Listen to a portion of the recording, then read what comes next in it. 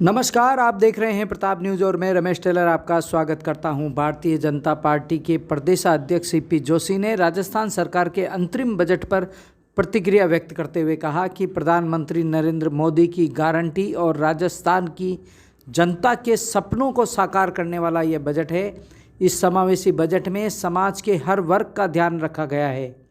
उन्होंने बजट में दी गई सौगातों के लिए प्रधानमंत्री नरेंद्र मोदी, मुख्यमंत्री भजनलाल शर्मा और वित्त मंत्री दिया कुमारी का आभार व्यक्त किया है।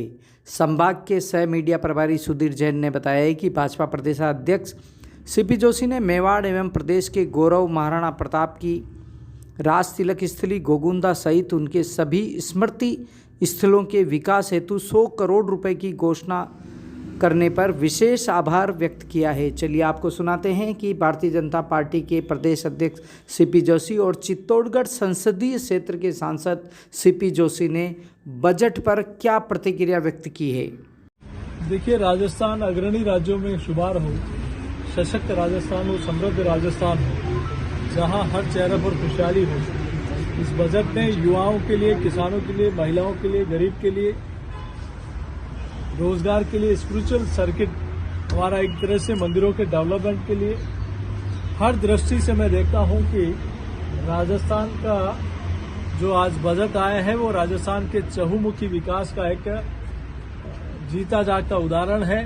मैं इसके लिए राजस्थान के यशस्वी मुख्यमंत्री आदरणीय भजनलाल जी को और वित्त मंत्री जी दिया जी को आभार प्रकट करता हूं कि डबल इंजन की सरकार में मोदी जी के नेतृत्व में राजस्थान जो पिछले 5 वर्षों में विकास की दृष्टि से पिछड़ गया था, अब 70,000 से ज्यादा रोजगार देना, रोजगार मेले लगाना, सोलर प्लांट से लेकर सोलर पैनल तक और किसान को उसकी किसान सम्मान निधि में राज्य सरकार की तरफ से बढ़ावा देना, पेंशन में बढ़ोतरी करना, ऐसे अनेक काम किए हैं। गरीब बच्चों के लिए वहाँ सरकार की तरफ से मदद करना, केजी से लेकर पीजी तक मुफ्त शिक्षा, ऐसे अनेक काम इस बजट में दिखाता है कि बच्चे से लेकर बच्ची के जन्म पर उनको 1 लाख की सहायता देना।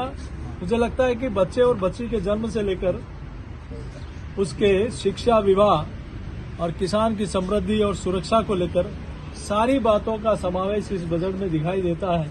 महाराणा प्रताप सर्किट से लेकर 20 मंदिरों का जो हमारी आध्यात्मिक स्थान है उनका डेवलपमेंट, ये सारे इस बजट में साफ रूप से दिखाई देता है। कांग्रेस को अपना आईना देखना चाहिए कि उन्होंने आजादी के बाद से लेकर अब तक इतने वर्षों तक देश और प्रदेशों में शासन किया। इस देश की प्रगति और उन्नति में उनका क्या कंट्रीब्यूशन है? इस देश में धर्म के आधार पर तोड़ा क्या देश?